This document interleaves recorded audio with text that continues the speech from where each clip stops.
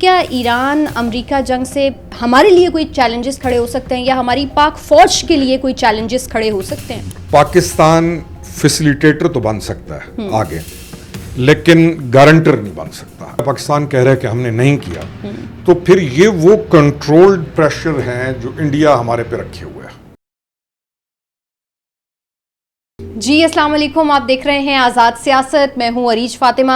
ایران اور امریکہ جنگ کے حوالے سے ہر گزرتے دن میں کوئی نہ کوئی نئی پیش رفت ہو رہی ہے، اور دونوں ممالک کے درمیان محسوس یوں ہوتا ہے کہ پاکستان نے جو ثالثی کا کردار ادا کیا اور جو پاکستان نے ایز اے میڈیٹر اور فیسیلیٹیٹر دونوں ممالک کے مابین تعلقات کو بہتر کرنے کے لیے کردار ادا کیا ہے، اس کی گرمی آہستہ آہستہ کم محسوس ہو رہی ہے. اس سارے سینیریو میں اگر ہم دیکھیں تو کیا ہمارے لیے کوئی چیلنجز کھڑے ہو سکتے ہیں؟ ہم مئی کے مہینے میں داخل ہو رہے ہیں، کیا 7 مئی کے قریب آتے ہی بھارت کوئی فالس فلیگ آپریشن کر سکتا ہے؟ اس کے علاوہ اور بھی بہت ساری چیزیں ہیں جس پر ہمیں نظر رکھنی ہوگی بینگا پاکستانی، اور ان تمام تر ایشوز پر آج کے ہم پوڈ کاسٹ میں بات کریں گے. موضوع سے تھوڑا سا ہٹ کر ہے لیکن امپورٹنٹ اس لیے ہیں کیونکہ ہم اکثر اوقات جن موضوعات پر گفتگو کر رہے ہوتے ہیں، ہم دیکھتے ہیں کہ 3-4 دنوں کے بعد اسی پوڈ کاسٹ میں وہ چیزیں بڑی درست ثابت ہو رہی ہوتی ہیں. تو آپ سمجھ گئے ہوں گے، میرے ساتھ اسٹوڈیوز میں تشریف رکھتے ہیں سینئر پولیٹیشین ویری آنریبل خرم حمید روکھڑی صاحب. بہت شکریہ روکھڑی صاحب جوائن کرنے کا.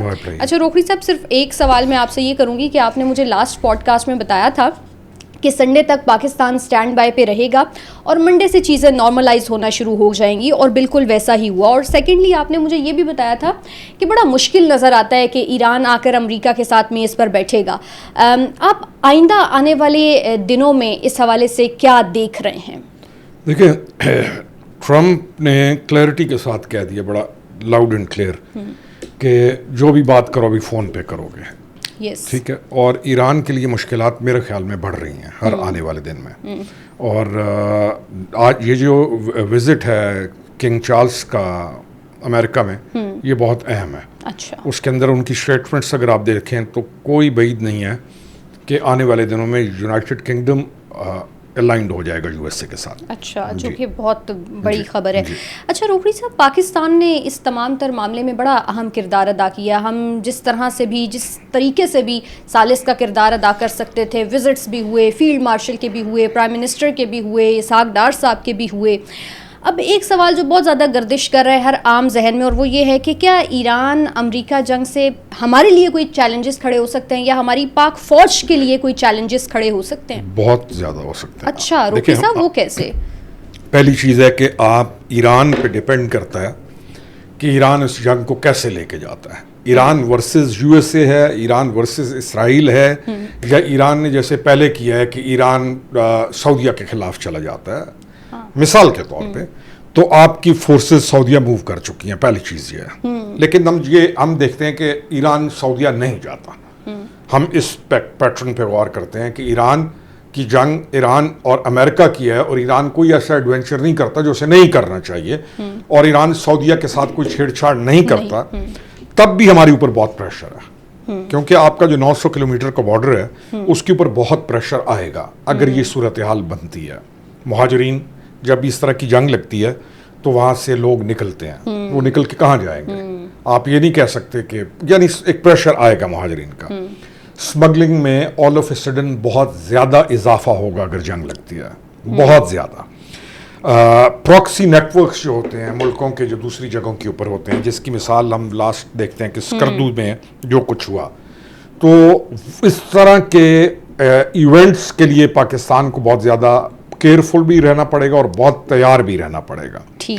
داخلی فرقہ وارانہ جو کشیدگی ہے ایسے موقعوں کے اوپر ملک کے ہمارے کی جو دشمن ہیں جیسے انڈیا ہے، وہ پھر ایسے موقعوں کو اچھالتے ہیں، تو فرقہ وارانہ کشیدگی بڑھنے کا بھی چانس بنتا ہے. یہ یعنی ایسی چیزیں. پھر جو سمندری سیکیورٹی ہے اس کی طرف بھی بہت اہم چیز ہے، کیونکہ کہانی جائے گی ساری کی ساری ہرمز کی طرف. ہرمز جب ڈسٹرب ہوتا ہے تو آپ کا گوادر امپورٹنٹ ہو جاتا ہے فار پارکنگ ایز ویل، مختلف چیزوں کے لیے. تو آپ کو اپنے گوادر کی سیکیورٹی پلس جو لوگ اور وہاں پہ آئیں، دنیا کے لوگ آئیں آپ کے پاس، ان کی سیکیورٹی، یہ بھی ایک بہت بڑا چیلنج بنے گا. تو یہ نہیں ہے کہ یہ جنگ آپ کے لیے چیلنجز نہیں لائے گی. اس جنگ میں پاکستان کے لیے چیلنجز ہیں، اب کیا ان چیلنجز کو پاکستان اچھے طریقے سے فیس کر سکتا ہے؟ کر سکتا. تو لیٹس سی, اللہ سے اب یہ دعا کریں کہ معاملات خراب نہ ہوں. روکری صاحب, یہ اتنے سارے چیلنجز جو آپ نے ہمیں بتائے, اس میں کوئی شک والی بات نہیں ہے کہ یہ تمام ہی پوائنٹ بہت میٹر کرتے ہیں, اور یہ تمام تر نکات پاکستان بہت اچھے طریقے سے جانتا بھی تھا. اس کے باوجود پاکستان نے اس جنگ کو رکوانے میں بڑا اہم کردار ادا کیا. تو آپ سمجھتے ہیں کہ آنے والے دنوں میں بھی یہ جو میڈیٹر اور فیسیلیٹیٹر کا پاکستان کردار ادا کر رہا ہے, یہ اسی طرح جاری و ساری رہے گا؟ دیکھیں, پاکستان فیسیلیٹیٹر تو بن سکتا ہے آگے, لیکن گارنٹر نہیں بن سکتا. جو سچویشن اب بن گئی ہے نا, اچھا, ہمارے لیے جو مشکل ہو گئی ہے, ایران نے جو رویہ رکھا, یا ایران نے, ان کی اپنی مرضی ہے, اب ہر ملک اپنے لحاظ سے سوچتا ہے. ایران رشیا کی طرف چلا گیا, ایران عمان کی طرف گیا, وغیرہ وغیرہ. وہ ایران ایک خود مختار ملک ہے, اس کو حق حاصل ہے اپنی چیزوں کو ہینڈل کرنے کا. لیکن آنے والے دنوں میں مجھے یہ نظر آتا ہے کہ ہم فیسیلیٹیٹر تو بن سکتے ہیں, لیکن ضامن نہیں بنے, لیکن ہم گارنٹر نہیں بن سکتے. ضامن بننا ہمارے لیے ممکن نہیں ہوگا. ٹھیک. اچھا روکری صاحب, آپ نے ایک پوائنٹ کی بات کی, اور وہ یہ کہ اسمگلنگ میں بہت زیادہ اضافہ ہوگا. ہم نے دیکھا بھی خیبر پختونخوا اور ڈفرینٹ علاقوں میں اس سے پہلے بھی اس طرح کے واقعات ہوتے رہے ہیں. اب ہم دیکھ رہے ہیں کہ کچھ عرصے سے کے پی اور بلوچستان میں دہشت گردی کے اس طرح واقعات نہیں ہو رہے, یا اگر میں یہ کہوں کہ بالکل ہی ہمیں ختم ہوتی ہوئی نظر آ رہی ہے. لگتا یوں ہے کہ کے پی اور بلوچستان میں دہشت گردی کے جتنے واقعات ہوتے تھے وہ دم توڑ گئے. اس کی کیا وجہ ہے؟ اچھا, میں اس چیز سے پارشلی ایگری کروں گا. جو ٹیررزم یا اس طرح کی ایکٹیویٹیز ہیں نا, یہ ایک لائن میں نہیں ہوتی. یہ کوئی ایسی نہیں ہوتی کہ یہ بالکل کنٹینیوٹی کے ساتھ چلیں. یہ ویوز کی طرح ہوتی ہیں. یعنی ایک ویو آئے گی, دوسری ویو آئے گی, تیسری ویو آئے گی, یہ بنتی ایسے ہیں. جو نظر آتا ہے کہ ہماری جو کم ہوئی ہے دہشت گردی, اس کی وجوہات یہ ہیں کہ آپ نے اچھے آپریشنز کر لیے ان کے خلاف, آپ نے ان کی, آپ نے, اور دوسری وجہ یہ ہوتی ہے جو اہم ہے, جیسے سچویشن یہ جو بن رہی ہے کہ فنڈنگ ان گروپس کی رک جائے. جو سب سے اہم ترین چیز ہے کہ آپ جہاں جو بھی سورسز ہیں ان کے, چاہے ملک کے اندر سے ہیں چاہے ملک کے باہر سے ہیں, اگر آپ نے فنڈنگ کے اوپر گرپ کر لی, یا کوئی ایسے ممالک ہیں جو ان کو فنڈ کر رہے ہیں, اور وہ اس فنڈنگ کو روک لیں, پھر بھی بہت بڑا اثر پڑتا ہے اس دہشت گردی کے رکنے پر. اور اس کی ٹائمنگ بہت امپورٹنٹ ہے. آف کورس حالات ایسے ہیں تو یہ ویوز کی طرح چلے گی, لیکن اس کا خاتمہ ضروری ہے. اور اس کے خاتمے کے لیے سب سے جو اہم چیز ہے جو مجھے سمجھ آئی ہے کہ ہم ان گروپس کی فنڈنگ روکیں. اور پھر دوسرا یہ ہے کہ جو آپ کے پاکستان کا پیسہ ہے وہ درست لگے. Good governance. گڈ گورننس ابھی ہمارا ایک اور بھی ہم ایک فیز میں آ گئے ہیں. ابھی یہ خیر پرانا بھی ہے, اب ہم فیز لے آئے ہیں اپنا سوشل میڈیا پہ, اور ہم کئی چیزوں کو خوبصورت بنا کے بھی پیش کر دیتے ہیں.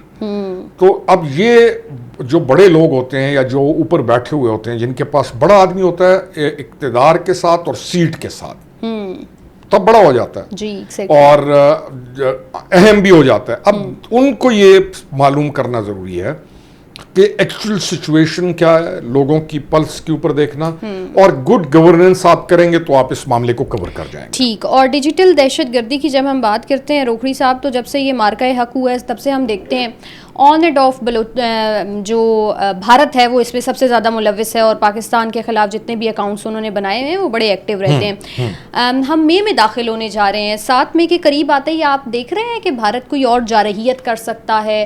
فالس فلیگ آپریشن تو مجھے نہیں لگتا کہ اس مرتبہ بھارت کوئی ہمت کرے گا یا کوئی جسارت کرے گا, لیکن کوئی جارحیت بڑھ سکتی ہے. دیکھیں, بھارت کے لیے فل سکیل وار کرنا وہ آؤٹ آف کوسچن ہے. اس کے بہت ساری ریپیکیشنز ہیں, معاشی ہیں, عالمی دباؤ ہے, وہ تو وہی کر نہیں سکتا.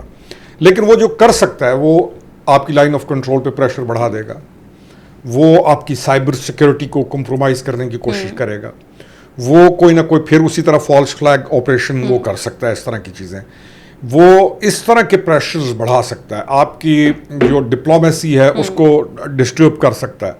لیکن فل سکیل جنگ نہیں نظر آتی, لیکن بارڈر کو ٹینس کر دے, ان چیزوں کو وہ کر سکتا ہے. اچھا, افغانستان کی طرف سے بھی ہم دیکھ رہے ہیں کہ پاکستان کے خلاف ایک پراپر طریقے سے پروپیگنڈے کا آغاز کیا گیا اور انہوں نے کہا کہ کنڑ کے علاقے میں جو ایک یونیورسٹی کی لائبریری تھی پاکستان نے اس پر بمباری کی اور پھر پاکستان کی فورسز نے اس کا بھرپور جواب دیا اور پاکستان نے آفیشیلی اناؤنس کیا کہ کوئی بھی کسی بھی قسم کی کوئی بمباری نہیں کی گئی.